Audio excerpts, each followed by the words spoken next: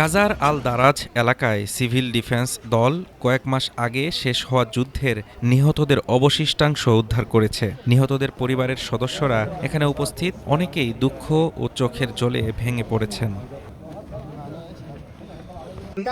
আমি আজ বর্ণনার ভিত্তিতে এসেছি। আমি আহত ছিলাম এবং আমার স্বামী মারা যাওয়ার সময় তাকে বিদায় বলতে পারিনি।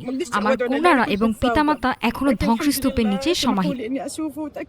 সিভিল ডিফেন্সের কর্মীরা জানিয়েছেন, কবরস্থানে প্রায় 50টি মৃতদেহ রয়েছে, যার প্রায় 70% শনাক্ত করা গেছে।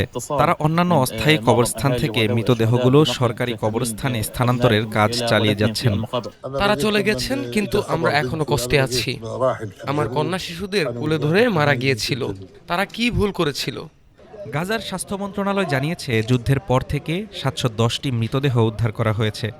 7 অক্টোবর 2023-এর পর থেকে মোট মৃত্যুর সংখ্যা বেড়ে দাঁড়িয়েছে 71,439 জনে, আর আহত হয়েছে 1,71,324 জন।